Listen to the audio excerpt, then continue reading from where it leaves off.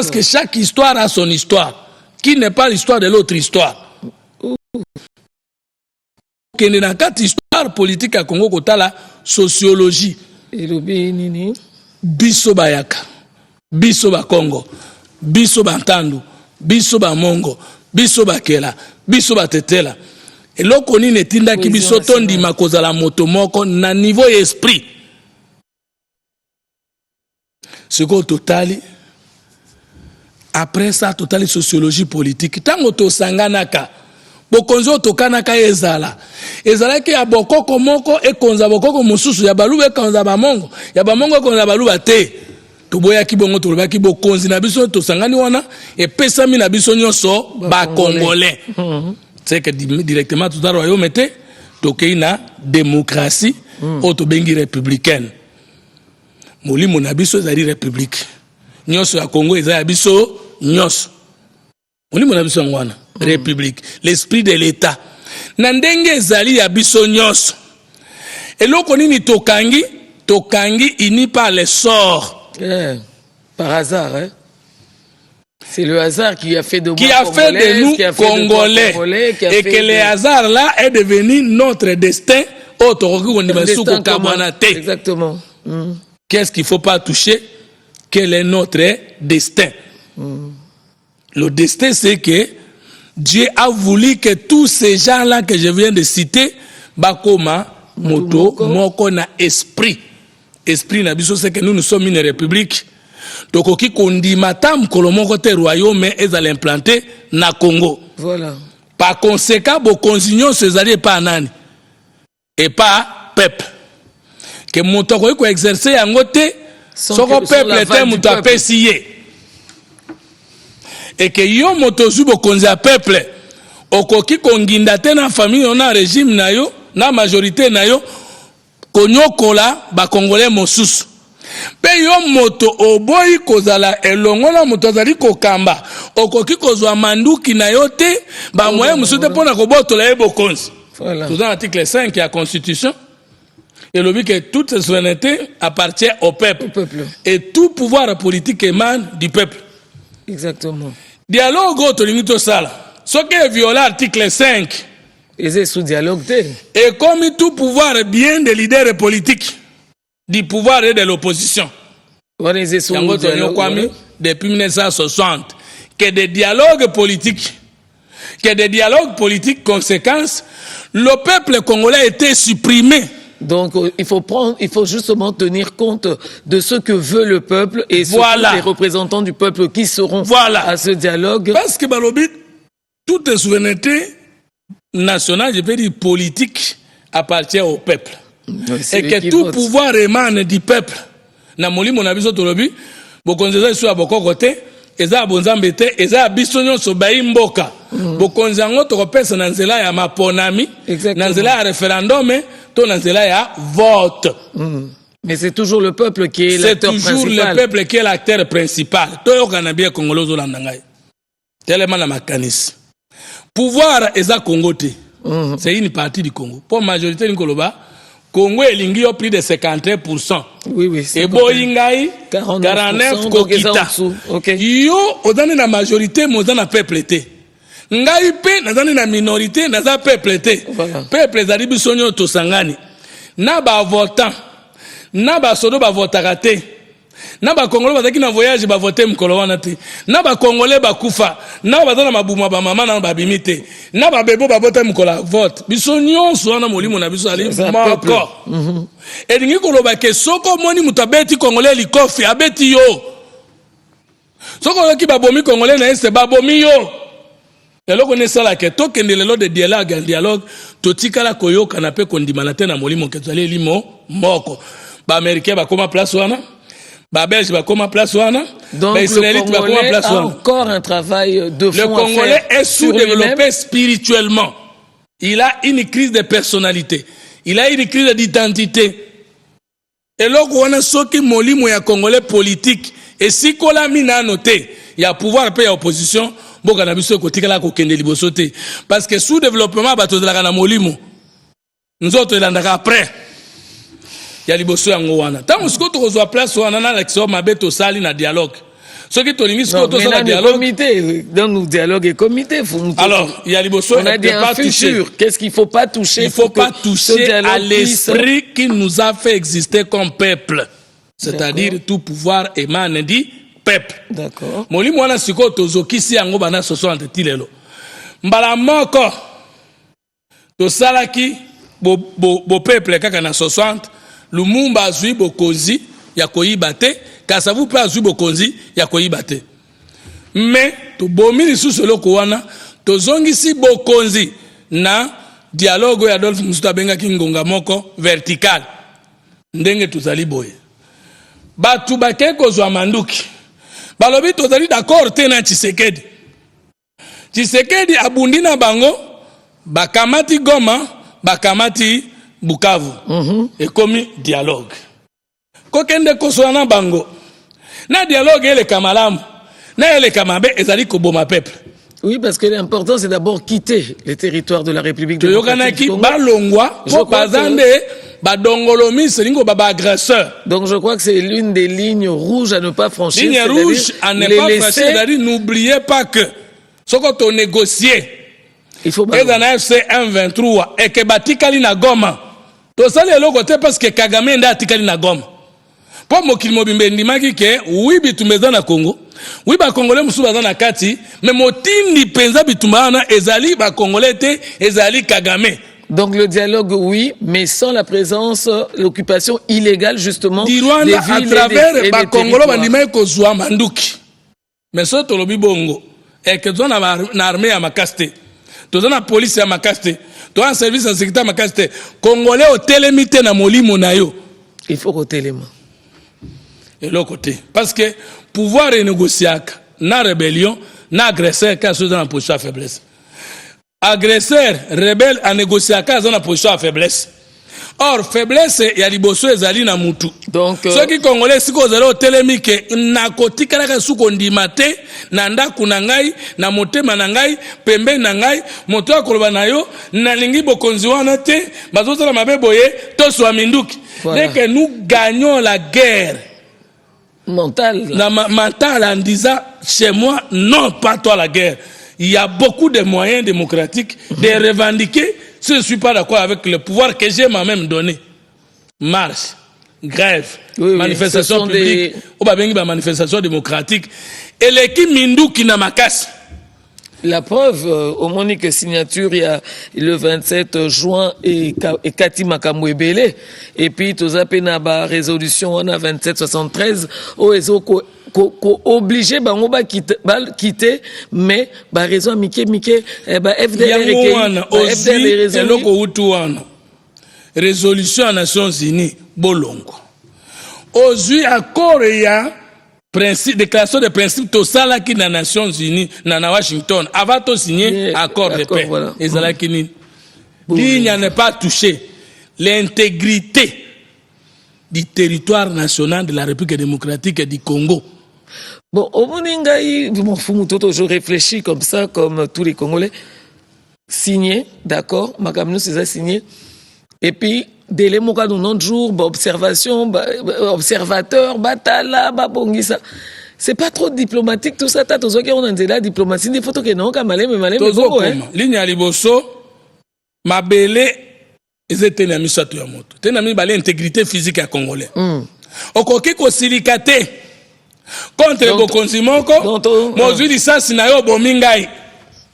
Voilà, voilà. Nga naza ma se mabele, yo ozala kinde motinda minanga, to lingi lobi ozala motinda minanga parce que oza opposa, mo bomingai ndeko na okolo pouvoir. Voilà. Tango bobo yokana, bo signer ba accord, bo diki bitumba, ebembe nanga ekose kwa mkoloni. Et justice. Ligne à ne pas franchir. Voilà. Arrêtons de régler nos différents politiques par la mort des autres nous-mêmes, Kolomboka. Voilà, voilà, ligne rouge, que tout le monde gire, que je ne me fâcherai plus contre un régime, je suis plus d'accord avec lui, je ne justifierai jamais mes frustrations pour prendre les armes et tuer les Congolais et vouloir gérer d'autres Congolais.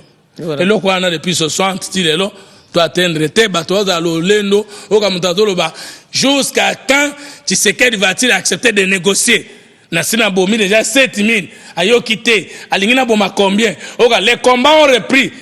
Tout le monde français, tout le monde, l'Iwaya va congolais bandit les sous. Parce que les combats, c'est sur les morts de Congolais. Et pourtant, Tokoufi déjà est belé. Pour les Kabikolo, l'Union se couvre l'Inangongo Tosali. Et tant que bazo kufoyoka, et tant que signé, il faut protéger les populations civiles. Comme si basoda na biso bazo kufa, bangone banyama. Or, si nous arrêtons avec la guerre, nous protégeons les Congolais qui est du côté de l'agresseur, les Congolais qui est côté du gouvernement, qui devait mourir aujourd'hui, il va plus mourir et il va construire plutôt le pays. Ligne rouge de dire, oh yozobeta masasi wana, na kanda régime msusu, azamo konzinayo, ko le pouvoir à peuple, pas tout dans le royaume. Parce qu'on est un peuple, oui. Maintenant, lorsqu'on décide, donc on a dialogue, yebi sangai, et de la côté à pouvoir, et de la côté opposition, nani peuple à qui yenda représenter après les élections. Que vous qu'il y ait un dialogue. Non. Bisso ba congolais politique, tozoa peuple local la volonté na bisso. Donc vous avez pris le peuple en otage. En otage. Ligne liboso, Eli Monabiso de la protéger. Eli Monabiso c'est que nous sommes une république. Voilà, tout ça c'est la première ligne. La deuxième. Et ligne liboso, nous autres congolais, ils à la respecter. Ils ont un côté à pouvoir, ils ont un côté à opposition. Ils ont un pouvoir à koyiba mbongo à l'état. Ils ont un pouvoir que se juire mon côté au détriment des autres. Parce qu'il est dit qu'il est honteux d'être heureux seul. Voilà. Maintenant, toi appliquer verbe manger, bisous à toi pouvoir. Au pluriel. Je mange, tu manges, il mange. Nous mangeons, vous mangez, il mange. Lorsque le verbe là n'est pas conjugué, de la première personne du singulier jusqu'à la dernière personne du pluriel, il y a des frustrations qui sont des ouvertures pour que Batouba Loba baya nanzo tonangai congolais. D'accord. Côté de l'opposition, aussi dit qu'il y a le pouvoir que pas peuple mise na balabala. Aussi dit qu'il y a le pouvoir ça la manifestation. Aussi dit qu'il y a le pouvoir mobiliser 10 000 Kinois na balabala. Ce sont des manifestations publiques reconnues dans la Constitution. Voilà. Pour dire que la démocratie c'est une revendication sans perte de vie humaine. Voilà, liberté d'expression, liberté des médias, liberté de presse. Utiliser les médias, utiliser les réseaux sociaux pour montrer les idées contraires à celles de ceux qui sont au pouvoir. Et soyez une opposition porte-lampe du pouvoir. C'est-à-dire critiquer et formuler des contre-propositions. Article 2 de la loi. C'est ça la démocratie. Voilà. En France, tout le monde n'est pas d'accord avec Macron. Les gilets jaunes, ils ont utilisé leur bouche et leurs revendications ont été entendues. Pourquoi avons-nous peur plutôt de parler au peuple pour revendiquer nos droits que nous pensons être bafoués par le régime? Intégrité physique des Congolais. Alors, définition de la biso. Congolais na mutu no ezala nani. Tata na yo nde Congolais. Maman na yo nde Congolais. Mwasi na yo nde Congolais. Mwana na yo nde Congolais. Nde konon nde Congolais. Ce qu'on comprend c'est que le Congolais c'est un autre moi-même. Voilà. To komi ko benga na bandoi ba kolomboka. Nga na lo sambu na ngai na sambela nzambe. Limbisanga na ndenge na bungeli yo. Limbisanga na ndenge na mibungeli. Limbisa na ndenge na bungeli Congolais mususu, limbisa na ndenge na bungeli mabele na ngai. Mpangi na ebite foto ba minoko amboka. Oyebi biso nekolo na biso za bakela. To ba grande etini c'est etini mongo. Biso ata boza bana bobotami papa moko mais maman différente. Bobenga eka bo nangoya. Voilà. Mwana mama nanga. Voilà. Bono nangoya. Maintenant mon frère, les jours où tu comprendras les passages où Jésus a dans la Bible, oyo lingi basala yote, kosala moninga te. Pe les jours où koyeba kenyo sozo sala congolais, ya mabe oza komi sala. La paix régnera dans nos cœurs comme en France, parce qu'il n'y a plus un Français qui peut rêver de prendre les armes.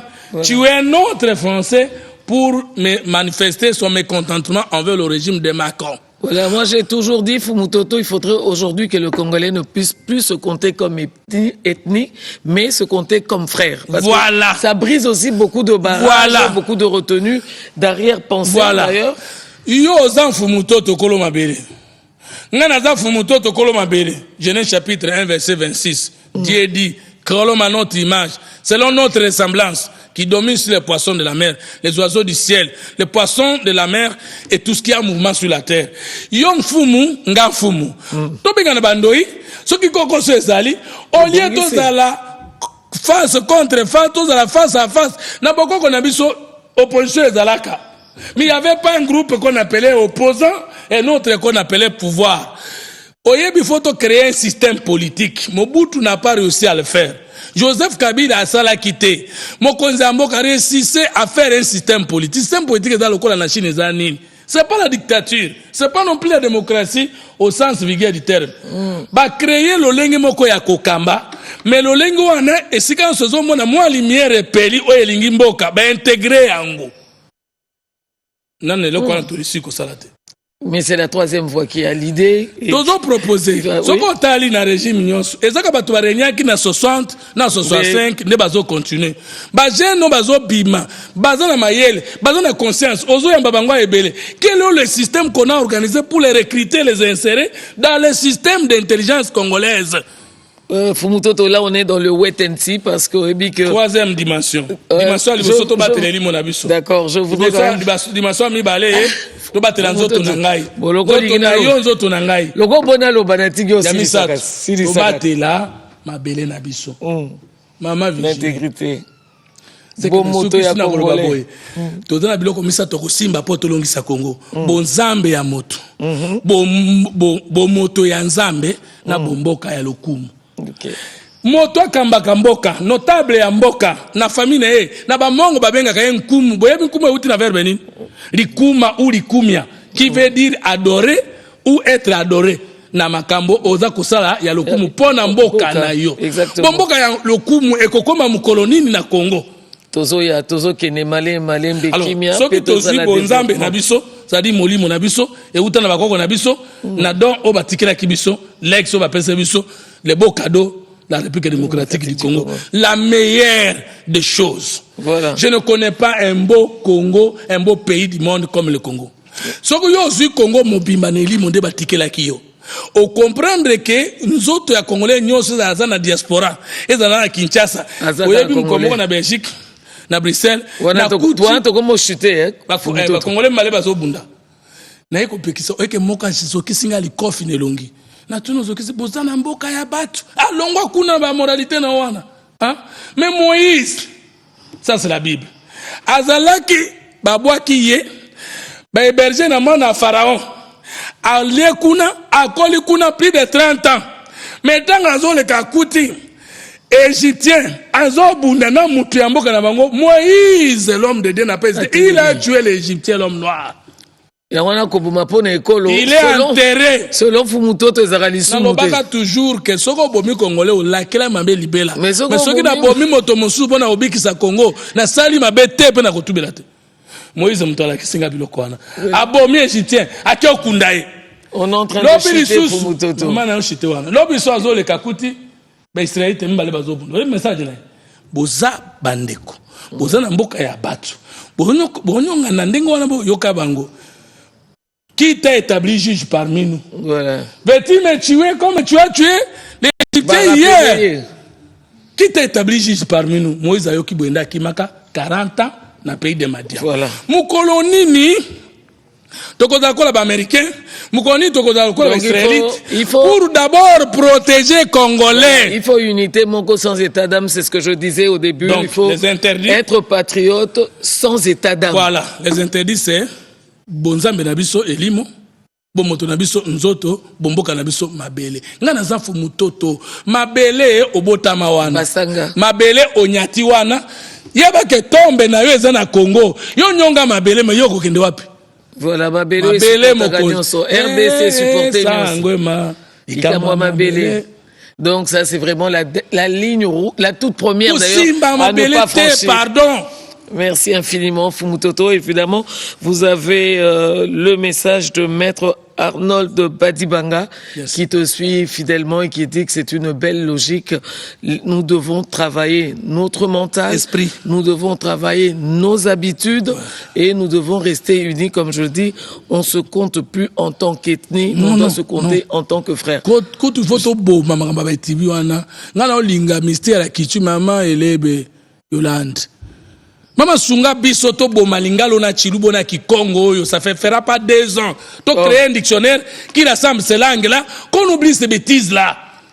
Un jour, qu'on appelle Lingala, qu'on appelle Tchoulouba, qu'on appelle Kon. Mais tout ça fondu en langue nationale. C'est facile. C'est les langues nationales, justement, à Bengarango. Bon, on a raté que c'est au commun. Bon, on appelle ça exemple, on comprend. On appelle ça exemple, on comprend. Balango, tout ça. Pardon, Bolim, c'est moko. N'abet tra le moko. Bodi moko. École, pardon. Botunanga, question à répondre. Yandi na Kikongo. Yandi na Kipende ou Ande na Kimongo. Nde na Kitetela. Tozali ko kama kote. Pesa réponse à mi balé. Moyo ezambote na Kipende. Moyo ezambote na Kitetela. Moyo ezambote ngande. Boza ko kabwa na likolo ekolo bobo sani ke kala mingi tato yaki mutu moko. C'est l'union qui fait la force. Et alors, c'est pour ça qu'il faut rappeler, Moni Balongwanape et Salaka Bomutonabiso. Pour Ogokene na Bruxelles, Olingo pe Samoa no consigne, au PC na Lingala, au PC na Congo, au PC Code. Donc, Balong Nabiso ne photo valorisant pour et ça la biso unité et non pour na ekoka kokabola biso pour en tant que mongo na lobarape swahili donc problème ezalaka pour les langues et ça problème yo zo provoquer ça par exemple mo lingana lobate teyo kolobate ba kosa biso ke miye qui nani swahili uta na anglais mi eza mai ou mi na anglais c'est faux même na kimongo mi c'est moi wari onami Ouare Okimi, Mila c'est moi, c'est j'ai. D'accord. Alors Torobi Boye, Congolais, ba langue et bungisa bisote. Toza pays francophone, certes. Mais toza ba langue, 4 langues nationales, na biso, ils permettre biso, to communiquer en paix, en fait, voilà. Communiquer en paix dans nos langues. Langue wana te po eke koto yo mimi, bato barobaka chiluba, koto mimi, te, ba langue wana eza pona bongo te. Eza pona bongo te d'ailleurs. Na spot ya Bomoko, président de la République vous dit alongo la kutuba frontière entre les provinces, c'est-à-dire que Congolais phototique à la Batubo Moko Fumuto tapé Sibino ligne intégrité spirituelle, physique et territoriale. Voilà, c'est ça. C'est-à-dire quoi? Ceux qui vont outil dans dialogue. Oh aboma kingai. Na yo kinga na tombe kuna. Ababengi bapese excellence ministre intérieur. Donc il y a bomingai, ngala se amabele, il y a après dialogue excellence. Fumutoto. Bokali onami boko yela. Mboka ko banga sute. Bon, ba ministre beba osala bien peut-être pour nani. Ba boma ba congolais, ba kote union sacré, milimo ya bato akufa ezolanda bango, milimo na bango beba. Fumutoto. Tous on a un cadre, on a bien précis, tous on a recherche à paix, tous on a paix, tous on a doa et aboutir, qui m'a kokakozo na mboka paix développement kokakozo na mboka. Soko so miku feli, oko miku fela déjà fumutoto oko raté kotala ndenge nini. Molimo ekufate. C'est par là qu'on va chuter. Merci, merci Fumutoto, merci d'être venu parce qu'il était important de savoir qui est l'homme congolais et comment l'homme congolais peut réagir. Mais réagissez toujours en fonction de l'héritage qui est l'hymne national, qui vous dit tout en fait. Tout. Vous devez peupler, vous devez travailler, vous devez aimer parce que vous êtes unis, parce que nous, Nami Longolité, nous sommes unis par le sort. Alors, si tu le permets, nous allons retrouver Yves Abdallah qui se trouve à Kisantu pour Yepenza, pour na Congolais, Telema, Aza Penza, pigeon voyageur de Kisangani.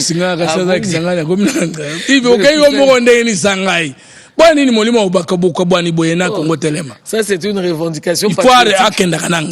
C'est une revendication. Ah, et non plus que moi. C'est une revendication patriotique. Voilà. Voilà, alors, si Louison Moulongoy a maintenu la liaison, nous pouvons retrouver Yves avec son tout dernier invité. Yves? Si. Maman Virginie, merci encore une fois de plus. Ça, c'est notre dernière intervention. Nous autres, pays accord humain, week-end et Yango, Batopema, qui n'est pas coupé. Ah, on va jardin botanique, il y a Kisantu.